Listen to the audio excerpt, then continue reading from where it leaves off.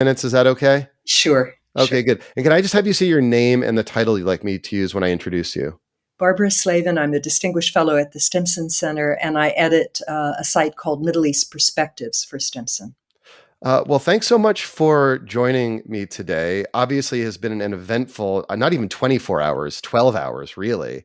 To kick off, can I have you just explain to me what the targets that Israel selected in Iran suggest to you about their intentions behind this military action? Well, they have decapitated the Iranian military. They have killed pretty much every senior Iranian general. They have gone after the Natanz uranium enrichment site, which is Iran's main site for enriching uranium.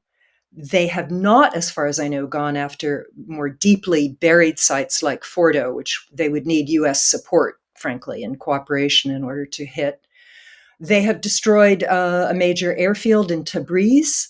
They're going after missile launch sites and any remaining defensive sites that Iran might have. It's quite extraordinary. It's continuing as we speak.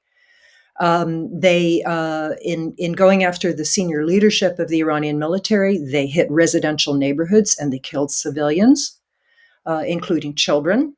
It is massive. They have not gone after the supreme leader of the country, but they have definitely hit the military leadership, including the head of the Quds Force, which is an elite force within the Iranian military. So it is quite sweeping.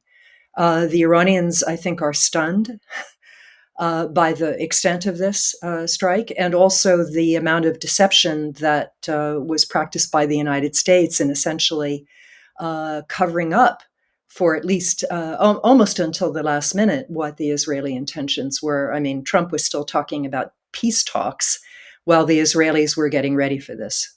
I do want to ask you about that, but I do first just want to dig a little deeper into what has been the Iranian response thus far. It seems, at least, it's sort of a state of shock as you describe it. Yeah. But has there been any meaningful kind of political or diplomatic response yet by the Iranian government? Yeah, well, first they have sent a bunch of drones up against Israel, but they've all been apparently shot down, or at least that's what the Israelis are claiming. They lodged a very strong protest at the UN Security Council. A lot of good UN at the UN anyway. A lot of good that'll do them. They've lodged a very strong response at the International Atomic Energy Agency, which just censored them the other day for continuing to fail to meet up to their obligations under their safeguards agreement with the IAEA. They have elicited some statements of support from Saudi Arabia, Oman, some of the other Arab countries, which at least are in public acting sympathetic. I think the Chinese and the Russians have also condemned this, but frankly, they appear to have been caught really flat-footed by all of this. What do you expect Iran's response to be militarily? We did see, last year an exchange of, kinetic military action between Iran and Israel that seemed to be just like a one-off incident. This seems to be a bit more profound a strike. How are you interpreting what Iran might do next? Yeah, I'm looking to see what they do in the nuclear file. Iranians, have amassed enough nuclear material for perhaps 10 nuclear weapons. Uh, I don't know where it's stored. I don't know if the Israelis somehow managed to hit it, but there is enough material for 10 weapons. Will the Iranians now covertly try to turn some of that into a nuclear weapon? Will they quit the Nuclear Nonproliferation Treaty? Will they kick out remaining inspectors and completely shut down all their cooperation with the IAEA? I mean, I think that is really the most Mhm. concerning issue, not whether they send some more drones against the Israelis. I would think in the longer term, there will be acts of terrorism and actions by Iran backed groups like the militias in Iraq, perhaps the Houthis in Yemen. Um, And of course, they will definitely try to marshal support in developing countries against both the United States and Israel, arguing that this was not a preemptive or preventive strike by Israel, but an outrageous act of aggression. It seems that conventional wisdom for a long time has been that Iran's nuclear facilities are sufficiently fortified that a strike on them wouldn't necessarily set back their nuclear programs too deeply and might conversely inspire them to sprint towards the bomb. As you mentioned earlier, they do have, and it's many sources have reported enough material for at least 10 nuclear weapons if they wanted to make that sprint. So you're looking towards whether or not that sprint will commence, in the near term. Yeah, I think that's really the key question. Of course, they're kind of in a lose lose situation. If they do that, then they're likely to be attacked before they can get to the stage of weaponizing, assuming they don't have a bomb in the basement already, and I don't think they do. The other question is whether the Israelis will try to get the United States to join them in Bomb Fordo, which is their deeply buried facility that has a lot of their advanced centrifuges, whether they have other sites that we don't know about. But that is a possibility. I think, as I say, they are still in a state of shock, and I'm not sure they're going to be able to focus on this. Right now, they are trying to marshal both domestic opinion and international opinion against the Israeli strikes, which, after all, come in the context of Israel killing 55,000 Palestinians in Gaza over the last 20 months. And even though in the United States that might not seem that controversial for some, I can assure you it is in other parts of the world. So, the Israelis look like they're riding high, but they may have overreached, and we will see what this does to the image of Israel in the world. Can I ask you a question about timing? Why do you suspect this happened now? I mean, since April, there has been actual meaningful talks between the United States and Iran on the nuclear program. And this is a sharp contrast to the first Trump administration, in which there were no meaningful talks, in which the Trump administration pulled out of the Iran nuclear deal, and Iran subsequently, amassed sufficiently enriched uranium to produce those 10 bombs that we discussed. But this time around, there really did seem to be a genuine interest in striking a deal, to the point where there's supposed to be a meeting in Oman over the weekend. Why now do you suspect Israel chose to strike, and strike the manner that it did? Yeah, well, Trump gave the process, such as it was, 2 months, 60 days, and that expired. And so, we've called him Taco. Trump always chickens out, and usually Bibi always chickens out. Netanyahu, that is, if we want to call him Baco. But because he's been threatening to hit Iran for as long as I can remember. But this time, no. And the US did give Iran a proposal, but it was not acceptable to the Iranians. It required them to end all uranium enrichment. And Iran has consistently refused to do that. So, Trump, I guess, thinks he's the big tough guy now. But I think that a lot of his followers are going to be feeling very betrayed by this, because he promised no more wars. And instead, we have three wars raging, and the US has failed to end any of them. Um, there's this kind of, it seems like a parlor game this morning around DC. Like, did Trump know? Did the Yeah, White of course he House knew. Of course know? he knew. Yeah, of course he knew. We've been withdrawing non-essential personnel from the Middle East for the last few days. Trump spoke with Bibi on Sunday. I mean, this is not a surprise for him. Um, do you expect Iran to retaliate against American interests in the region, and what do you suspect that might look like? I think the Iranians are going to be a bit cautious about that, because they are afraid that that might incentivize the United States to join with the Israelis and go after Fordo and other sites in Iran. Mhm. When Americans are killed, Trump responds. You may remember in his first term, he killed Qasem Soleimani, the head of the Quds Force, after an American contractor was killed in Iraq. And I believe some of the pro Iran Iraqi militias surrounded the US embassy in Baghdad, and Trump feared he was going to have a hostage situation like the Iran hostage crisis on his hands. So he authorized the assassination of Qasem Soleimani. I think the Iranians are well aware that going after purely American targets could be extremely dangerous for them. But, there can be acts of terrorism that are hard to attribute. And that's what I really worry about. I worry about it for Americans overseas in the Middle East. I worry about it for American Jews, for European Jews who may be targeted, even though they have nothing to do with Israel or Israeli policies. And of course, we've already seen this tremendous upsurge in anti Semitic attacks and rhetoric since the Gaza war started.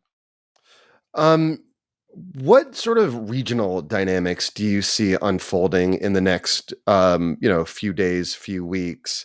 In terms, it seemed at least that the Gulf states, Iran, the UAE, they did not want this outcome. They wanted a more peaceful future in the region, or at least one that did not include a wider regional role.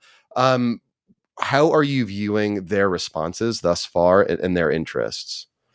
Well, they're making very measured statements at this point, and I think they're very, very concerned about the possibility that this will widen, and that there will be attacks on their economic interests, as occurred back in 2019 after Trump quit the Iran nuclear deal the first time around. But they all have restored relations with Iran since then, and I'm sure they're communicating to the Iranians, please don't go after us. It wasn't our doing. It's not our fault. And Iran has enough enemies on its hands right now. I'm not sure it wants to antagonize the GCC states at this point. Um, so I don't think we're. I mean, this is different, so different from 2019. I don't think we're going to see that playbook again. But Iran is going to claim that it's the aggrieved partner, that it was negotiating in good faith, and the nefarious Israelis, backed by the nefarious Americans, did this to them. I wanted to go back to your point you made earlier that one of the key uh, inflection points you're looking towards in the coming days really is whether or not Iran does seek to, say withdraw from the non-proliferation treaty and make that sprint to weaponizing its nuclear program. If it does do that, how does that change dynamics in the Middle East? How does that change the region? Well, the question is whether they'd be successful, whether the Israelis have already done so much damage to them that they're not capable of doing that. And I simply don't know. I don't know the extent of their technical infrastructure in that direction right now. If they were to succeed in making a couple of bombs, I think it would have definitely an impact because that would make Israel vulnerable to a potential nuclear attack. And or the Iranians might go after Dimona, the Israeli reactor, or other Israeli nuclear installations. I mean, it could get very, very dangerous very quickly. So that's why I say we have to watch this space. You know, there's a need for de-escalation, but the Iranians are also going to want revenge. These are absolutely devastating attacks on their facilities and on their personnel. Mhm. I do want to ask you in a moment about prospects for de-escalation. I am curious to learn. It seems at least part of the motivation here by the Israelis, based on the targets that they chose, was to further destabilize the Iranian regime. Um, like, to what extent might they have been successful? And is the Iranian government right now, just very weak, and might it indeed fall? I think the Iranian government is weak, but another question I have is whether these attacks actually strengthen the Iranian government by provoking a patriotic response among Iranians who are not used to having bombs fall on their neighborhoods. That is possible. And again, I'm not in Iran. I haven't been there for a decade. I correspond with folks who are there, and they say the initial response has been patriotic. But at the same time, the Iranian government is cracking down, slowing the internet, and taking various steps to try to minimize, dialogue and conversation with the outside world, and so on.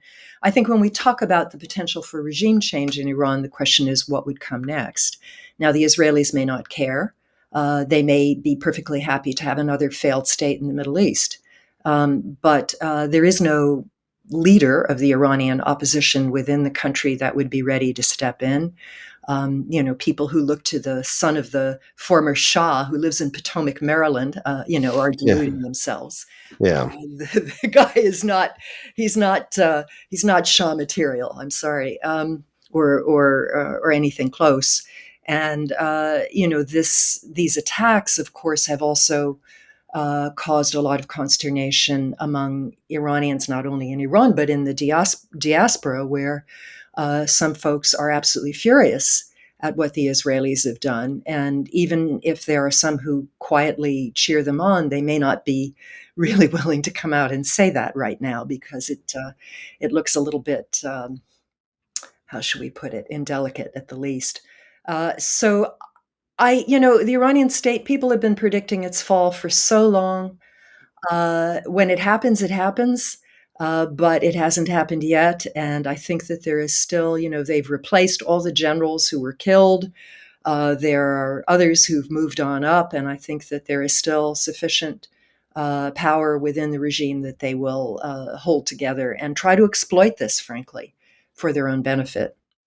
So I do want to ask you about opportunities for de-escalation right now. I mean, it seems far-fetched at the moment to think that there might be any impending de-escalation, considering how recent this is and how prepared and we are for further escalation. But you know, do you see any opportunities to kind of walk the de-escalatory ladder here?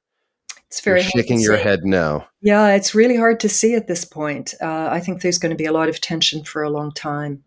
The Iranians are not going to now accept the deal that they rejected, from Trump, because that would be too much of a humiliation. Uh, Compromise in this situation would be absolute political suicide for the Islamic Republic. So I don't see it. I just wrote a commentary for the Stimson Center. I don't know if they'll keep this line in, but my kicker at the end was that we're going into this. In the Middle East, things can always get worse and often do, and we're going into this new crisis now without the kind of statesmen that used to be able to pull opportunity from calamity. Mhm. There are no Henry Kissingers, there are no Jim Bakers running around trying to bring peace to the Middle East. We have a bunch of let's just say I'm not impressed with the Trump team. I don't think Steve Witkoff is proven to be a Yeah. great peacemaker. He may be very good at selling real estate, but he's not going to bring peace to the Middle East. So Yeah. I'm very worried. I mean, I think that that point is so important. I mean, there does not seem to be a foreign policy process No. in the Trump administration. There's no national security advisor. Decisions, at Well, we least have like the Marco message. Rubio. He can do Well, everything, right? He and sure. Witkoff. Yeah. I mean, at least, the messaging from the Trump administration or from Trump himself over the last week, I told Bibi not to a strike, but then he did. He was lying. It seems that, there's no, the line I keep saying, there was no red line conveyed. And you seem to suggest that this was done with the tacit approval Oh, yeah. of the Oh, Trump yeah. administration. Absolutely. Absolutely. There's no way that Netanyahu would have done this without at least U.S. acquiescence, if not. And of course, the U.S. is standing by to protect Israel against any Iranian retaliation. So we are in this very deep. And Trump lied to all the people who voted for him, thinking he was going to bring peace to the Middle East and peace to Ukraine. Can I ask just to wrap up? I mean, you mentioned the big outstanding question for you is how Iran recalibrates its approach to potentially weaponizing its nuclear program. Are there any other events, any other inflection points in the coming days and weeks that you'll be looking towards, both on the Israeli side, on the American side, and on the Iranian side, that will suggest to you the manner in which this situation may unfold over the coming days and weeks? Yeah, I know. I'm looking for the weaponization issue. I'm looking for whether they kick out what remains of the IEA monitoring, and whether they hunker down. And you may remember at the end of the 90s, after the US bombed Iraq, um, the Iraqis kicked out remaining inspectors, and the US was in the dark about what the Iranian nuclear program was. And that, of course, was one of the factors in the Iraq invasion of 2003, the George W. Bush administration was able to say that that Iraq was reconstituting its nuclear program, and nobody was in a position to say no. They did let some inspectors back in for a brief period, but George W. Bush didn't want to hear that they hadn't found anything, and he used this as a pretext to invade Iraq. So I'm worried about going into this sort of dark space where we know even less than we do now about the program, and that the neocons who are always lurking in the shadows will use this as an excuse to prod Trump to join with the Israelis in even more devastating strikes on Iran. Well, Barbara, we'll have to leave it there. Thank you so much for your time on this extraordinarily busy and frantic day for you. I do appreciate you taking the time to speak with me. Sure, glad to. Thanks. All right, I just hit